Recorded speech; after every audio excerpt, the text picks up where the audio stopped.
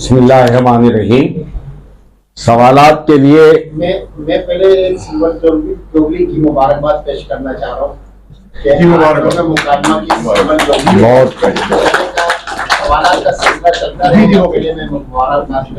بہت شکریہ آپ کی یاد دہانی کا، لیکن کیک کا کوئی انتظام نہیں ہے. تو بہرحال یہ سلور جوبلی تک بھی جو ہم پہنچے ہیں وہ آپ کے تعاون سے پہنچے ہیں، آپ کی دلچسپی اور کبھی گرمی کبھی سردی، اس کے باوجود آپ کا آنا، وقت پہ پروگرام کا شروع ہونا، اس سب کے مبارکباد کے مستحق جو ہیں وہ آپ لوگ ہیں، اس کے سامعین ہیں. تو آپ کو بہت مبارک ہو کہ ہم نے 25 پروگرام اس کے کر لیے. اب آگے دیکھیں کیا مزید 25 ہم کر بھی پائیں گے یا نہیں، انشاءاللہ. بہت شکریہ. تو سوالات کے لیے جو ہے وہ ہاتھ اٹھا لیں جن لوگوں کو سوالات کرنے. جی اقبال یوسف صاحب دوسرا دے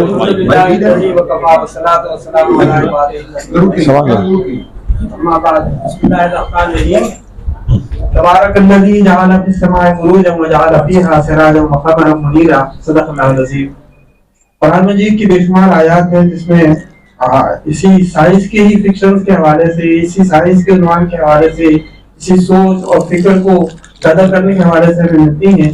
لیکن آپ کی ساری گفتگو کے اندر وہ ربط اور اس کا جوڑ جو ہے وہ کچھ محسوس چشتگی محسوس بھی ہے. کیا میں صحیح کہہ رہا ہوں؟ نہیں، میں نے کہا تھا نا کہ ایک تو یتعقلون و تفکرون کا ذکر آیا، پھر سخر لکم بین السماء والارض. یہ اس خود ہے کہ جو کچھ آسمان اور زمین کے درمیان ہے اس کو مسخر کرو. تو یہ تو قرآن کریم میں ہے. بہت شکریہ. ایک اور تقریب ہو سکتی ہے قرآن اور سائنس. جی تو ادب اور سائنس تھا. جی بھائی ظفر ذکی صاحب. السلام علیکم. وعلیکم السلام. شفیق آپ بیٹھ جاؤ پلیز. آج کا نوجوان موبائل میں پڑ گیا ہے. جی کیا ایسی صورت کوئی ایسی بات آپ بتا سکتے ہیں کیا کہہ رہے ہیں کہ موبائل میں نوجوان زیادہ انوالو ہیں، کتابوں کی طرف کیسے کتاب کی طرف کیسے جائیں گے؟ ہاں یہ ایک بڑا المیہ ہے صاحب. اس کی طرف تو ہم اپنی نجی محفلوں میں بھی اور ادبی محفلوں میں بھی تذکرہ کرتے ہیں کہ یہ ہمارے جو ہے وہ نوجوان ایک معلوم نہیں کہ غیر محسوس طریقے سے اپنی زبان، اپنی تہذیب ادب سے دور ہوتے جا رہے ہیں. کیونکہ موبائل میں جو وہ پیغامات بھیجتے ہیں وہ رومن رسم الخط میں بھیجتے ہیں اور وہ بالکل بھی اب حرف شناس نہیں رہے. اب جو بڑے بڑے علمی گھرانوں کے بچے خود یہ کہتے ہیں کہ ابا آج ہمارا اردو کا پیپر ہے، آپ ذرا دعا کیجئے کہ اچھا ہو جائے. تو وہ اس طرح سے گویا اب جیسے پہلے میتھمیٹکس یا سائنس کے کسی پرچے کے لیے آدمی پریشان ہوا کرتا تھا، اب بچے اردو کے لیے ہوتے ہیں. تو یہ بڑا المیہ ہے. پھر یہ کہ اس قدر عام یہ ہو چکا ہے کہ گھریلو اور جو محفلوں کی زندگی ہے وہ بھی بہت زیادہ قابل اعتراض ہو چکی ہے کہ کسی بھی جگہ جائیے ماں اپنا موبائل لیے بیٹھی ہے، بیٹی اپنا، باپ اپنا. نہ آپ کسی سے بات کر سکتے ہیں، نہ کسی محفل میں آپ اظہار خیال کر سکتے ہیں. تو یہ موبائل جو ہے یہ تو بہت ہی خطرناک ہے. اور آپ دیکھیے کہ نہ صرف ہم بلکہ جرمنی اور فرانس میں بھی وہ پریشان ہے کہ نوجوانوں کو کس طرح موبائل کے اس بخار سے ہٹایا جائے، کیونکہ اب یہ بڑھتا ہی چلا جا رہا ہے. اور ہمیں اس کے جو ہے وہ خاص طور پہ ہمیں جاپان سے سبق سیکھنا چاہیے کہ جاپان میں تو اتنا اس نے ٹیکنالوجی نے ترقی کی ہے کہ انگوٹھی تک میں اور گھڑی تک میں موبائل انہوں نے بنا لیا ہے. لیکن میں نے دیکھا کہ جب بھی کوئی چاہے میٹرو میں یا بس میں یا ٹرین میں جو لوگ ہوتے ہیں وہ ایک ہاتھ سے زنجیر پکڑے ہوئے ہیں، دوسرے ہاتھ سے اخبار یا کتاب پڑھ رہے ہیں.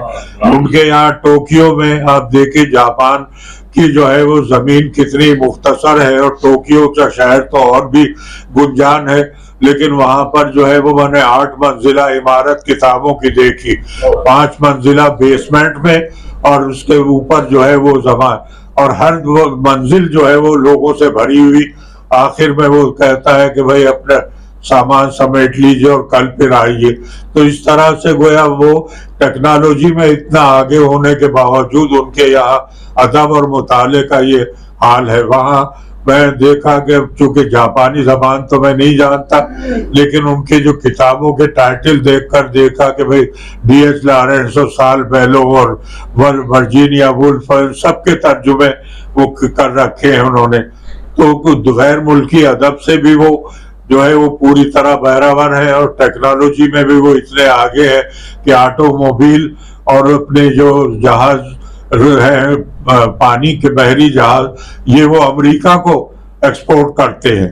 تو آپ ان کے اس سے اندازہ لگائیے. تو ہمیں بہت ہی غور و فکر کرنی چاہیے، اور ہمیں خاص طور پر اپنے گھریلو ماحول میں اس کی طرف توجہ کرنی چاہیے. ہم نے میرا خیال ہے اپنے بچوں کو زیادہ چھوٹ دے رکھی ہے. جو پہلے ہوتا تھا کہ روز رات کے کھانے پر ایک پورا جو ہے وہ جائزہ لیا جاتا تھا کہ بھئی آج کیا پڑھا تم نے، کیا کیا، اور جو بات ہوتی تھی کچھ اس کو سمجھانے کی بھی کوشش کرتے تھے. یہ تعلق بالکل ٹوٹ گیا ہے. تو اس کو دوبارہ جوڑنے کی ضرورت ہے. وہ ہم پہ ذمہ داری ہے اس کی، بچوں پہ نہیں ہے. جی السلام علیکم. بہت معذرت اگر مجھے آپ کی بات سمجھنے میں کوئی غلطی گھٹی ہو. آپ نے شروع میں تصوف کا ذکر کیا تھا اور وحدت الوجود کی بھی بات آئی تھی. اچھا، سائنس کے ساتھ آپ کے موازنہ مجھے لگ رہا تھا جیسے وہ مخالف دو چیزیں.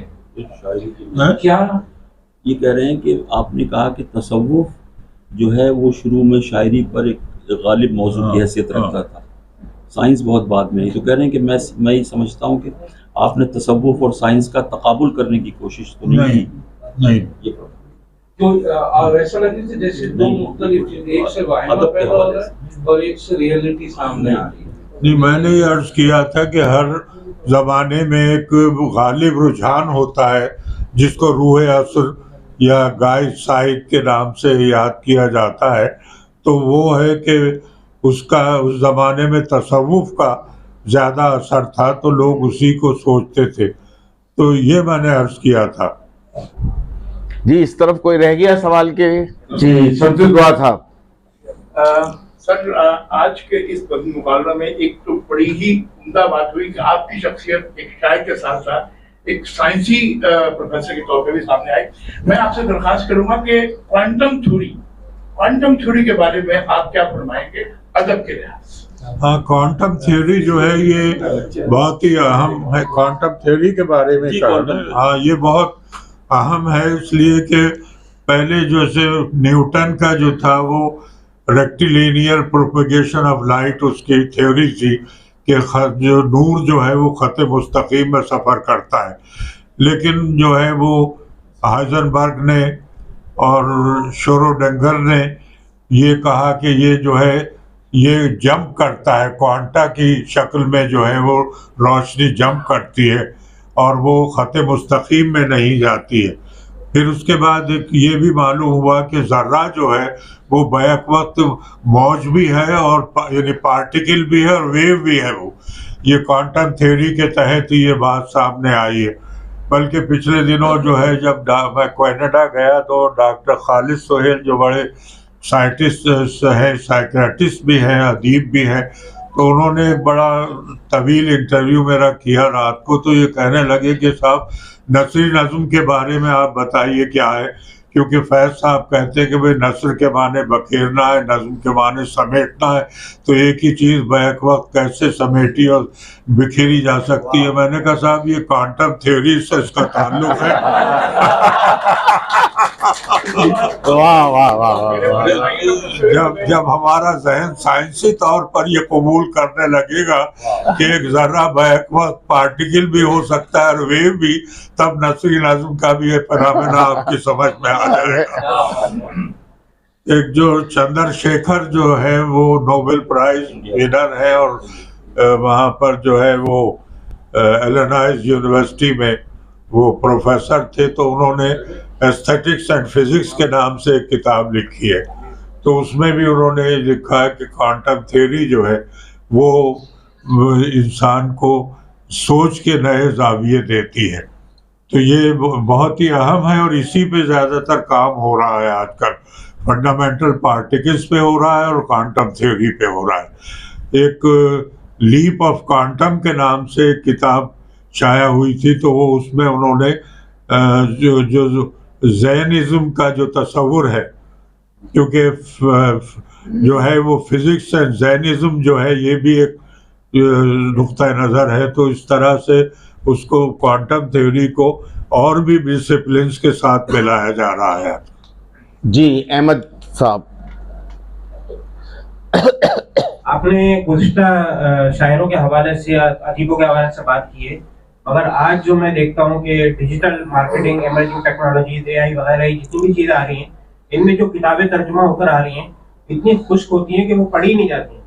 تو اس میں اب آپ کے نظر میں کوئی ایسے ادیب یا کوئی ایسی کتابیں ہیں جو ان چیزوں کو آسان کر کے سمجھا رہے ہوں؟ مطلب میرے پاس 2 کتابیں ہیں ڈیجیٹل مارکیٹنگ، میں نے لی، ایک بھی نہیں پڑھ سکا، اتنی خشک تھی اور اس کے اندر اتنے زیادہ انگریزی الفاظ تھے کہ بالکل سمجھ ہی نہیں آئی۔ کمپیوٹر کے بارے میں تو آج کے دور میں ایسے کوئی ادیب ہیں جو اس کو آسان کر کے سمجھا رہے ہو اردو میں؟ ہاں، ایسے انگریزی میں تو بہت کتابیں ہیں، یعنی ABC آف ڈیجیٹل کلچر یا اس طرح کی کتابیں شائع ہوئی ہیں، ان کے ترجمے کیے جائیں اگر آسان زبان میں تو بہت اچھا ہے۔ پھر یہ کہ ہمارے مسلمان سائنسدانوں کا جو پس منظر رہا ہے اور جو اور بھی جدید دور میں بھی جو کام کیا، اس پر پرویز ہود بھائی کی کتاب بہت اچھی ہے، مسلم سائنٹسٹ اینڈ اسلام، تو آپ وہ بھی پڑھ سکتے ہیں۔ جی ڈاکٹر ریاض صاحب اپلائیڈ کیمسٹری کے پروفیسر ہیں اور بڑی خوشی کی بات ہے آپ آئیں، آپ کا سوال بھی بڑا زوردار ہوگا۔ ریاض اپلائیڈ کیمسٹری ترقی یونیورسٹی میں ڈاکٹر ریاض، ہاں بالکل بھائی، میں جانتا ہوں بھائی، میں جانتا ہوں جب سیاہ داڑھی تھی ان کی اس وقت سے بہت اساتذہ کے کام کیا، میں جانتا ہوں، میرا سوال اصل میں فائری تھے یہ، بہت فائری ابھی بھی ہے۔ میرا سوال اصل میں اس موضوع سے بتاتا ہے، مجھے ایسا لگتا ہے کہ ادب جو ہے نا وہ مقامی ہی رہ جاتا ہے، اور جبکہ سائنس جو ہے گزشتہ تقریباً 250-300 سال سے ایک طرح سے آفاقی حیثیت حاصل کرتی ہے۔ انڈسٹریل ریولوشن کے بعد سے مغرب کی قوتیں سائنس کا اتنا بھرپور جنگی استعمال کرتی ہیں کہ وہ جہاں کہیں ڈومینیٹ کرتی ہیں، ان کی لینگویج، ان کا کلچر، یہ سب کچھ اس جگہ کی جو بھی ثقافت ہو، جو ادب ہو، جو سائنس ہو، اس کو بھی رون دیتا ہے۔ ایک سوال تو یہ کہ آپ اس بات کو کیسے دیکھتے ہیں؟ دوسرا یہ کہ اب دیکھیے یہ آرٹیفیشیل انٹیلیجنس کے اور خاص طور پہ آرٹیفیشیل جنرل انٹیلیجنس کے جو ٹولز آ رہے ہیں، ان میں بہت زیادہ ادب اور بہت زیادہ آرٹ اور بہت زیادہ میوزک اور ایون فلمیں اور نہ جانے کیا کیا بن رہا ہے اور بننے جا رہا ہے۔ تو جو جیسے تراجم والی بات ہے، یعنی کہ اب تو آپ خالی لکھیں پیراگراف اور اسے کہیں اس کو آسان بنا دو، وہ اردو میں آسان بنا دیتا ہے، وہ فارسی میں آسان بنا دیتا ہے، اس سے بھی زیادہ آسان بنا دیتا ہے۔ تو اس کو آپ کیسے دیکھ رہے ہیں کہ وہ جو مغرب کی جو آفاقیت؟ یہ آپ نے بہت اچھا سوال کیا ڈاکٹر صاحب، میں خود بھی اس کو سوچتا رہتا ہوں، اور اس بات کو میں نے بارہا سوچا ہے کہ 20ویں صدی کا جو نصف حصہ تھا اس میں کوئی بڑے ذہن پیدا ہوتے تھے جنہوں کو پوری دنیا کو متاثر کرتے تھے۔ ٹائن بھی اس میں تھے، برٹن رسل اس میں تھے، سارتر اس میں تھا، کامی اس میں تھا، اور اسی طرح پالیٹکس میں ماؤ زے تونگ تھے اور لینن تھا، خود ہمارے قائد اعظم تھے، اور اسی طرح سے جو ذہن ایک ذہن ہوتا تھا لیکن وہ پوری سوسائٹی کو اور عالمی سطح پر بھی لوگوں کو متاثر کرتا تھا۔ لیکن اب جو ہے یہ فنامنا ختم ہوتا نظر آ رہا ہے۔ یہ اس پر میں نے پہلے بھی کئی بار سوچا اور اب بھی سوچتا ہوں کہ آخر یہ اس کا سبب کیا ہے۔ پہلے جو ہے وہ ایک ناول، ایک تھیوری جو ہے وہ پوری دنیا میں جو ہے وہ ایک دم زیر بحث آ جاتی تھی کہ اگر یولیسس لکھا گیا یا ویسٹ لینڈ لکھی گئی ٹیریس ایلیٹ کی تو معلوم ہوا کہ صاحب ہر شخص اس کے پر بحث کر رہا ہے، اس کو ڈیکوڈ کرنے کی کوشش کر رہا ہے، اس کے جو ہے رمز و کنایا کو سمجھنے کی کوشش کر رہا ہے۔ تو ایک فرد یا اس کی ایک تھیوری پورے معاشرے کو اور پورے گلوب کو بھی بعض دفعے सियासत हो या अदब हो या टेक्नोलॉजी हो, ये वो कर लेते थे। लेकिन अब जो है ऐसी शख्सियतें पैदा नहीं हो रही हैं। हालांकि ज़राए इब्लाग इतने आम हो गए हैं कि हर चीज़ एक एक लम्हे में पहुंच जाती है, लेकिन उनका इम्पैक्ट नहीं हो रहा है। तो इससे मैं मुत्तफिक हूँ और मैं समझता हूँ कि इसकी तरफ सोचना चाहिए कि न सिर्फ मशरिक़ में बल्कि मगरिब में भी ये कसाद बाजारी और अक़ली जो इन्हितात है वो पैदा हो रहा है। और साइंस का जहाँ तक ताल्लुक़ है तो इसमें आप देखेंगे कि जो साइंसी नज़रियात हैं वो इतना असर नहीं डाल रहे जितनी उसकी प्रैक्टिकल फॉर्म यानी टेक्नोलॉजी वो ज़्यादा असर डालती है। साइंसी नज़रियात या थ्योरीज जो है वो आम लोगों तक बहुत कम पहुंचती है, और जो पहुंचती भी है वो अमली ज़िंदगी में नहीं है। मैं बाज़ ऐसे साइंसदानों को भी जानता हूं जो घर में अगर फ्यूज़ उड़ जाए तो फ्यूज़ भी नहीं लगा सकते हम। तो ये जो बात है ज़िंदगी में, वो साइंस की थ्योरी अलग है, टेक्नोलॉजी बिल्कुल अलग है। और टेक्नोलॉजी ज़ाहिर है वो फ़ौरन असर करती है कि जहाँ हम बैलगाड़ी में सफ़र करते थे और अब जो है वो आवाज़ से तेज़ तैयारे में और आवाज़ से तेज़ ट्रेनों में सफ़र कर रहे हैं, तो ज़िंदगी की रफ्तार जो है वो बहुत आगे बढ़ गई है। और उसको जो है अभी हम एक फ़िक्र को, एक चीज़ को सोचते हैं तो मालूम हुआ कि अगले दिन कोई और ही नज़रिया जो है वो आ गया है। तो इस लिहाज से अब ये है कि जहाँ तक कि कंप्यूटर का ताल्लुक़ है और इसका नेट का ताल्लुक़ है, इसके तराजिम जो है वो है, लेकिन उसमें वो जो जहन और विजदान काम करता है आदमी का। मसलन मैं आपसे अर्ज़ करूं कि मैंने एक नसरी नज़्म देखी बौदलेयर की, तो उसके फ्रांसीसी में भी मैंने देखा कि ओरिजिनल में भी लॉन्गिट्यूड और लैटिट्यूड के अल्फाज मौजूद थे फ्रेंच में, और इंग्लिश तर्जुमे में था कि I am citizen of a country whose longitude and latitude I do not know. अब इसका तर्जुमा मैंने किया कि मैं एक ऐसे मुल्क का बाशिंदा हूँ जिसके तूलुल बलद और अर्जुल बलद से मैं नाबलद हूँ। तो अब ये नाबलद कंप्यूटर नहीं ला सकता, ये मेरा दावा है।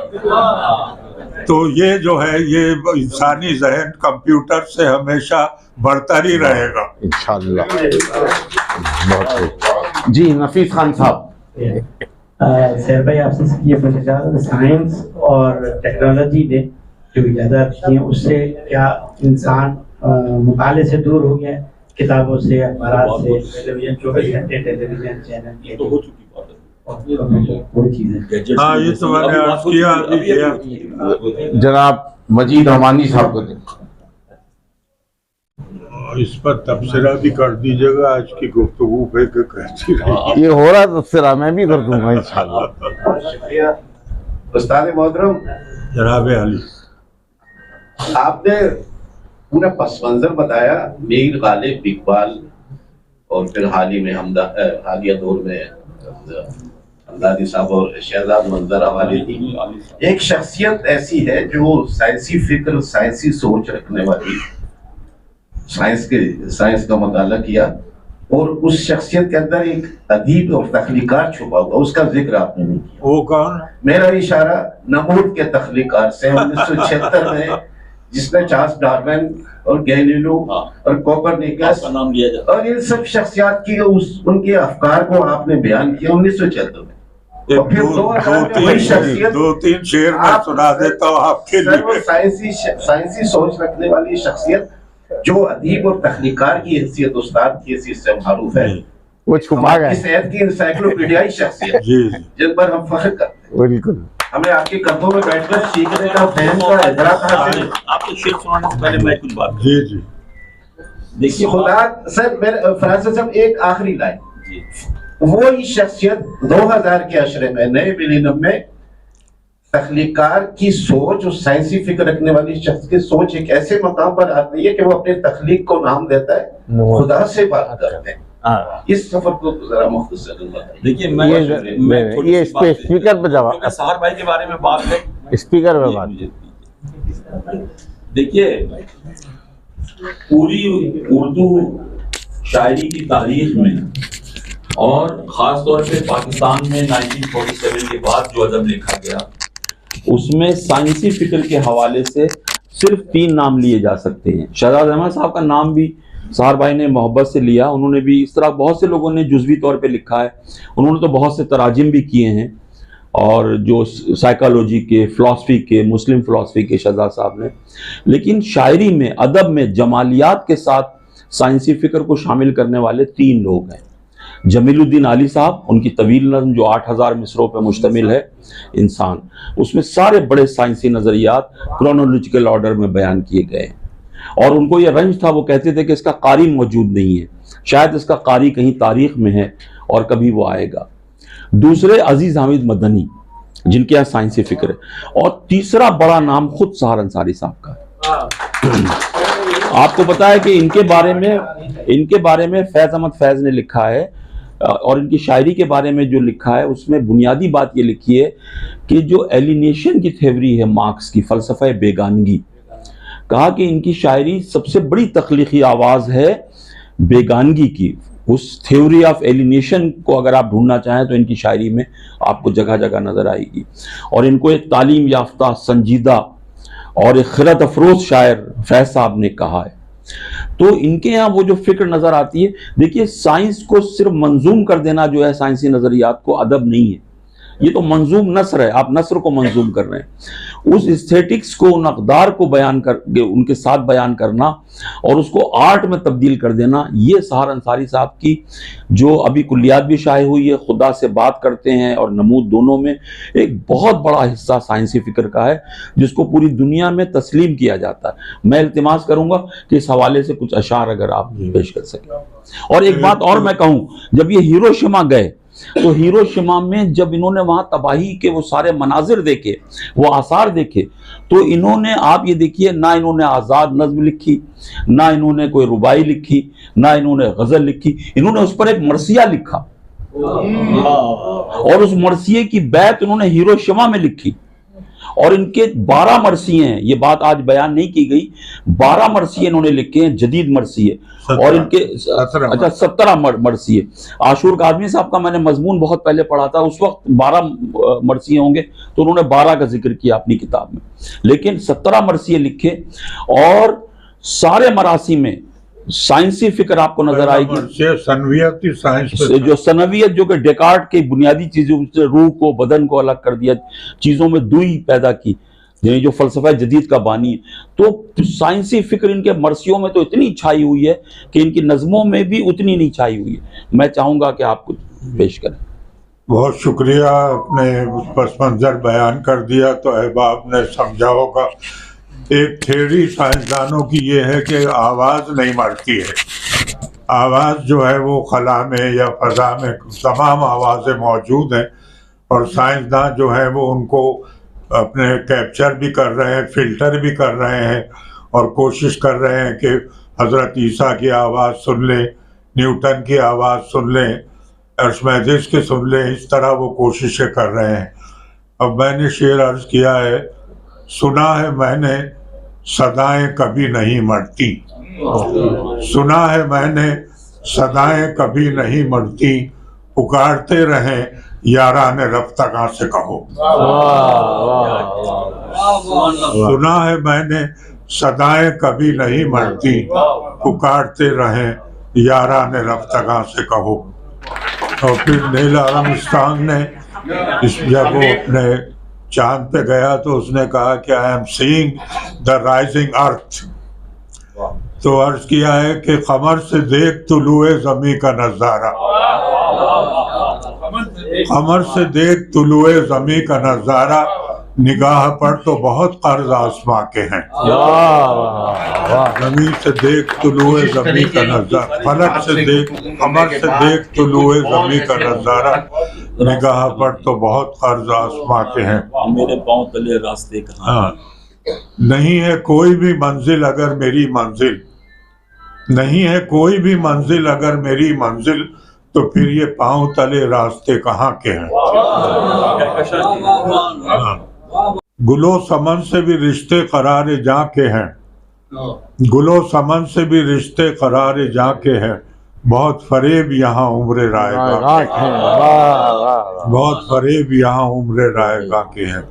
میرا نصیب سحر ظلمت حیات سہی، میرا نصیب سحر ظلمت حیات سہی، میرے لہو میں ستارے تو کہکشاں کے ہیں. ایک اور کہ میرا سفر ہوا جب دامان کہکشاں تک، میرا سفر ہوا جب دامان کہکشاں تک، رہوار زندگی تھی رفتار روشنی تھی. میرا سفر ہوا جب دامان کہکشاں تک، رہوار زندگی تھی رفتار روشنی تھی. بہت شکریہ. سہیل یعقوب صاحب. شکریہ. سر صاحب سوال یہ ہے کہ سائنس جب بھی کوئی نظریہ کوئی نئی چیز لے کر آیا تو اس کو مزاحمت ملی، ایک سوچ، چاہے وہ ادب سے ملی یا مذہب سے ملی. تو آپ کے خیال میں وہ کیا سوچ تھی جس کی وجہ سے سائنس کو، حالانکہ سائنس نے ہمیشہ جدیدیت کی بات کی، آگے بڑھنے کی بات کی، لیکن اس نے پہلے مزاحمت کا سامنا کیا، اس کے پیچھے کیا سوچ تھی؟ اگر اس پہ کچھ بات کر سکتے. شکریہ. اس میں صاحب سب سے بڑی چیز تو یہ تھی کہ بائبل میں جو خیالات ہیں کہ صاحب 6 دن میں دنیا بنی اور پھر اس کے بعد جو ہے وہ 7ویں دن خدا نے آرام کیا، اور چونکہ جو کلیسا کا اثر زیادہ عرصے تک رہا رومنز کے بعد جو ہے وہ تمام دنیا میں اور اب بھی ہے، تو وہ ان کے نظریات سے، چونکہ اس زمانے میں آپ کو معلوم ہے کہ ولور فورس جو تھا اس کا چارلس ڈاروین سے باقاعدہ مناظرے ہوا کرتے تھے. جولیس ہکسلے کا جو دادا تھا جان ہکسلے، وہ اس کو کہا جاتا تھا کہ is the dog man of Charles Darwin. تو وہ مختلف پادریوں سے اس بارے میں گفتگو کرتے رہتے تھے.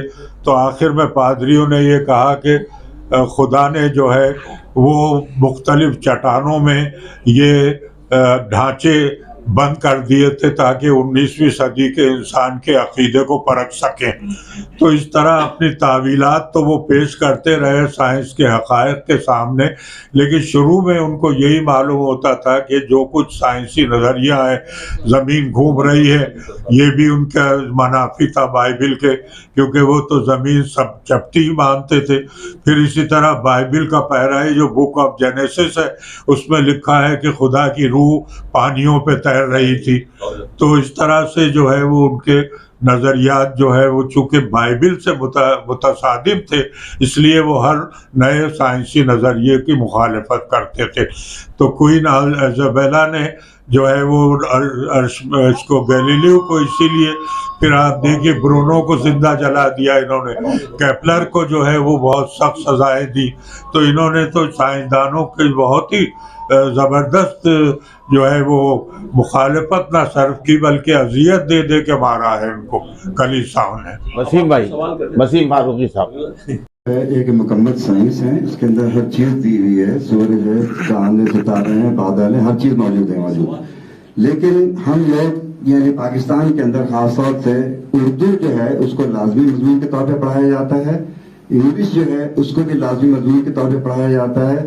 لیکن کیا وجہ ہے کہ عربی کو لازمی مضمون کے طور پہ نہیں پڑھایا جاتا ہے؟ اگر عربی کو بھی شامل کر لیا جائے نصاب کے اندر اسکول سے لے کے کالج تک تو ہمیں دین سمجھنے میں آسانی ہو جائے گی اور قرآن فہمی میں بھی بہت آسانی ہو جائے گی. شکریہ. اصل میں اس موضوع پر تو ہماری پروگرامات ہوتے رہے ہیں. بہرحال اگر آپ کچھ کہنا چاہیں سیر بھائی اس موضوع پر. آپ ہی فرما دیجیے.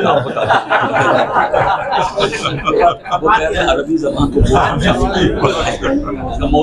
نہیں، بات یہ ہے کہ عرب کون سا سائنس میں ترقی کر رہے ہیں، تو عربی زبان سے کوئی تعلق نہیں ہے اس کا. جی اور کوئی بات؟ جناب بھائی شفیق اللہ اسماعیل صاحب، آپ آج اپنا حضرت پوری کر لیں. نہیں خیر میں تو خود تیار نہیں تھا سوال کے لیے، اور سوال کوئی نہیں ہے، صرف آپ سے التماس ہے اور تمام حاضرین سے بھی کہ میرا بچہ جو ہے وہ سائنس تو پڑھتا ہے اور بہت اچھا پڑھتا ہے، اس کا ادب سے کوئی تعلق نہیں ہے، اور ادب کے لیے اس کو مجبور بھی کیا جائے تو وہ اس مجبوری میں نہیں آتا، اس بھرے میں آتا ہی نہیں، ہمارے کسی روب میں نہیں آتا. ایسی کیا کوشش کی جائے, کس طرح کا ماحول بنایا جائے, ہم سب مل کے آپ کی سربراہی میں کیا کیا جائے کہ وہ بچہ آج جو سحر انصاری ایک بات کر رہا ہے کہ ادب اور سائنس ایک ساتھ جڑی ہوئی ہیں, اس کی سمجھ میں بھی آ جائے. تو ایسا کیا کیا جائے؟ میرا صاحب عرض کرتا ہوں, ہمارے ادب کے لوگوں کو سائنس کی کچھ مبادیات سے اور اس کے اطلاق سے ضرور کوئی نہ کوئی تعلق ہونا چاہیے. مجھے کراچی یونیورسٹی میں کمپیوٹر کی کلاس دی گئی کہ وہ سب کمپیوٹر سائنس کے طالب علم تھے, تو میں نے سوچا کہ اب میں ان کو زبان کی تاریخ اور میر تقی میر اور یہ سب بتاؤں گا تو یہ بالکل بھی توجہ نہیں دیں گے.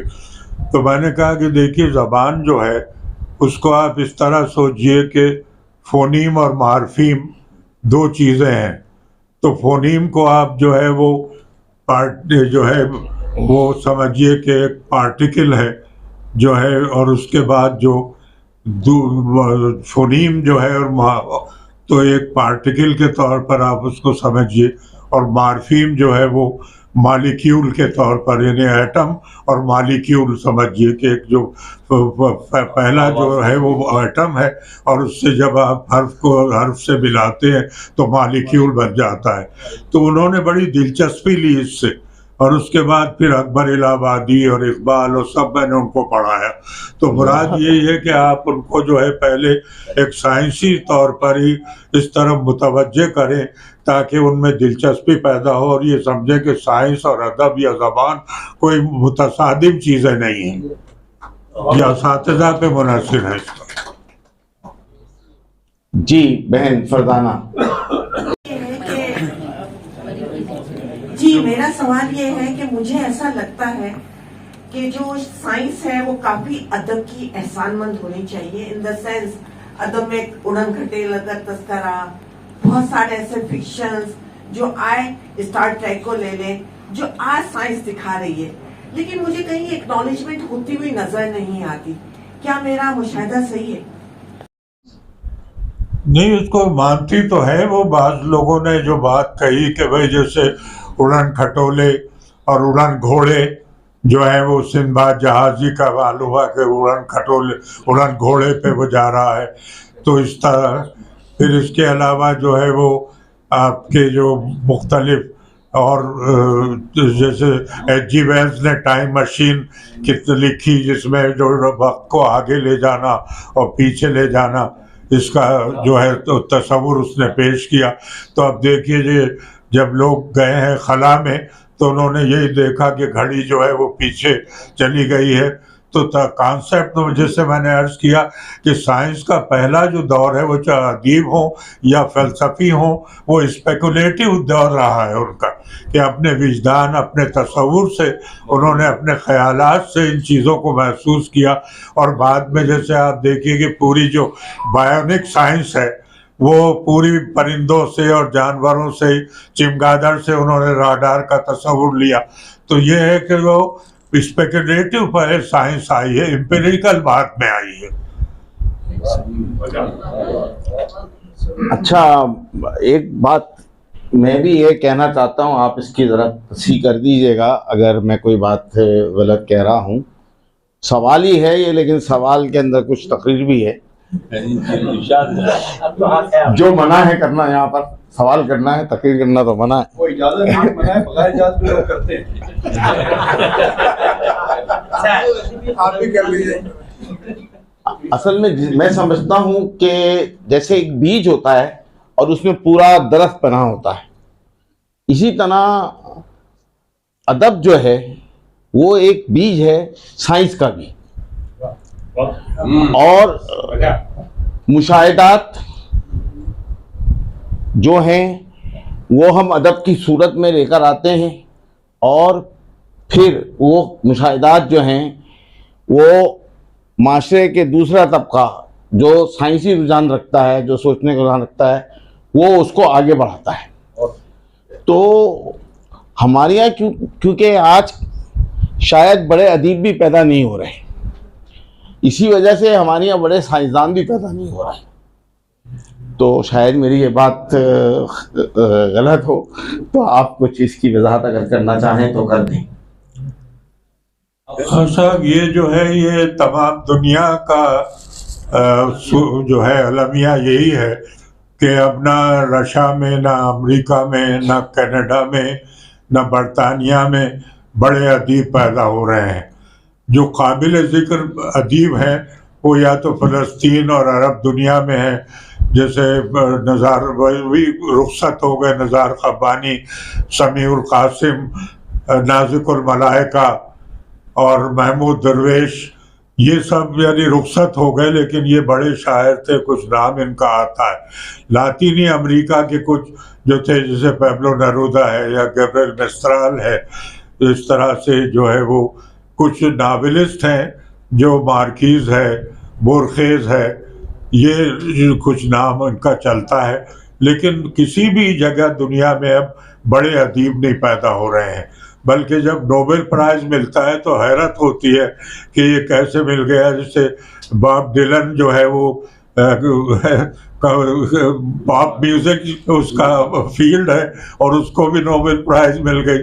تو اب یہ ہے کہ اس طرح سے وہی انحطاط تو ہے، نہ صرف ہمارے ہاں بلکہ ورلڈ اوور ساری دنیا میں یہ انحطاط محسوس کیا جا رہا ہے.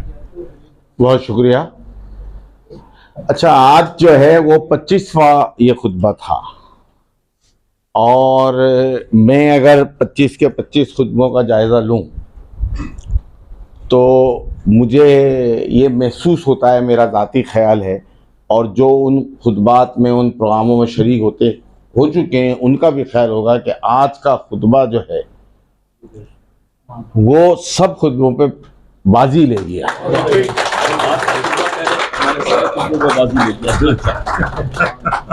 اور مطلب میں خود سوچ رہا تھا کہ یہ جو عنوان ہے اس پہ سحر بھائی کیا گفتگو کریں گے اور کس طرح کریں گے. تو مجھ ناچیز تو شاید اس طرف نہیں جا سکا جس طریقے سے انہوں نے اس موضوع کا حق ادا کیا ہے اور جس طرح اس کے دریچے کھولے ہیں. تو میں تمام سامعین کی طرف سے آپ کا بہت ممنون ہوں، اور انشاءاللہ تعالی ہم کوشش کریں گے آپ سے گفتگو کرنے کے بعد کہ کچھ اور ایسے موضوعات پر آپ کو بزم مکالمہ میں زحمت دیں. تو آپ انشاءاللہ تعالی ہمیشہ شفقت کا مظاہرہ کیا ہے آپ نے، خصوصاً میرے ساتھ، تو میں اس بات کی امید رکھوں گا کہ آپ اس کو قبول فرمائیں گے انشاءاللہ. بہت شکریہ. انشاءاللہ حاضر ہوں گا. آپ کی گفتگو سے اندازہ ہوا کہ میں نے آپ کا اور سامعین کا وقت ضائع نہیں کیا.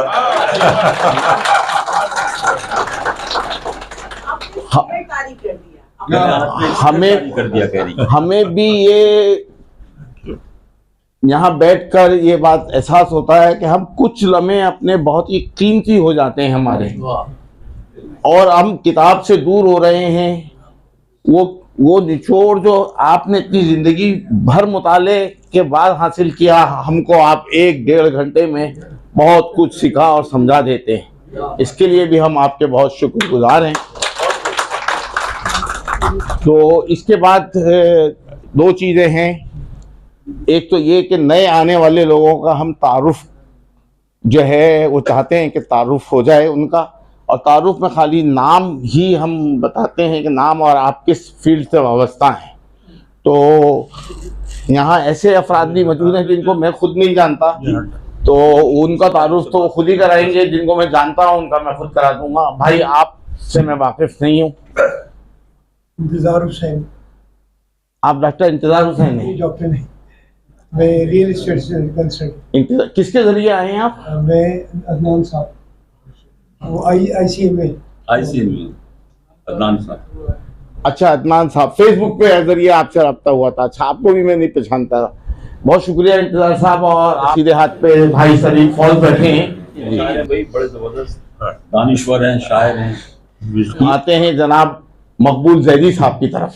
سید مقبول زیدی سلام گزار اور شہ نشین کے نام سے یہ 2 تنظیمیں چلاتے ہیں. ہمارے شہر کے بہت معروف اور فعال شاعر ہیں، تو ان کو بھی میں خوش آمدید کہتا ہوں. بہت شکریہ. ان کے برابر میں بیٹھے ہیں حلقہ شعراء بار کے صدر ہیں جناب دلشاد ایڈوکیٹ صاحب. یہ بھی آج پہلی دفعہ تشریف لائے ہیں. इनको भी मैं खुशामदीद कहता हूँ। इंतजार हुसैन। डॉक्टर, आप किस चीज के डॉक्टर हैं? अच्छा जनाब जफर जकी साहब, आप जमीयत पंजाबी सुधागराम दिल्ली से ताल्लुक़ है आपका, एक बहुत फाल समाजी कारकुन हैं और एक रिसाला निकलता है सौदागर जी, उसको निकालने में आपका भी हाथ है, उसके आप मजलिस इदारत के भी रुकन हैं और मेरे बहुत मोतबर हैं, मेरे उस्ताद की तरह हैं। मैं आपको खुशामदीद कहता हूँ। जनाब मिर्ज़ा आसी अख्तर साहब मज़ाहिया शायर हैं और आप भी पहली दफ़ा तशरीफ़ लाए हैं। मज़ाहिया शोरा की कमी हो रही है तो उसकी कमी को ये पूरा कर रहे हैं माशाल्लाह से, बहुत शुक्रिया। जनाब अदनान साहब, नहीं मैंने कहाँ कराया, ये अदनान भाई हैं। आप भी मेरे ख्याल में हमारी एक खातून भी पहली दफ़ा आई, शबाना बहन आप पहली दफ़ा आई। मैं आपको खुशामदीद कहता हूँ। हाफिज साहब के साथ आए हैं। आपका नाम बेटा? ठीक है, शुक्रिया जनाब, बहुत हमेशा आएंगे। अच्छा इंशाअल्लाह। और जनाब यहाँ पे एक साहब बैठे हुए बड़ी खामोशी से मुस्कुरा के देख रहे हैं, तारिक रईस साहब। सैयद अमीनुल हक। सैयद अमीनुल हक बैंक में होता हूँ। साहब का नाम बताइए। अमीनुल हक इनका नाम है। इनका नाम है सैयद जुल्फ़िकार उल हक महर। आखिरी मरहला है, लेकिन एक ऐलान ये है कि अगला महीना जो है वो ज़िल-हज का महीना है और तीसरी इतवार जो है वो गालिबन ईद का पहला या दूसरा दिन होगा, तो शायद तीसरी इतवार को बज़्म मुकालमा की नशिस्त नहीं हो सकेगी, या तो वो फिर दूसरी इतवार को हम करेंगे या चौथी इतवार को। तो इसकी इत्तला आपको जो है वो दे दी जाएगी। और इसमें हमारे मुल्तान के एक सीनियर अदीब असद अली, उनका लेक्चर इंशाअल्लाह ताला होगा। तो अब आखिर में बज़्म मुकालमा की तरफ से हम अपने मुकर्रिर को शील्ड पेश करते हैं। तो आज की शील्ड पेश करने के लिए मैं जनाब जफ़र ज़की साहब से मुल्तमिस हूँ कि वो यहाँ तशरीफ़ लाएँ और जनाब दिलशाद एडवोकेट साहब से कि वो सैर अंसारी साहब को बज़्म मुकालमा की तरफ से शील्ड भेजें। इसको ऊपर दिखाना है, जरा बटन नहीं, चेहरा छुपना है, चेहरा छुपना है। तो सही आवाज आ रही है।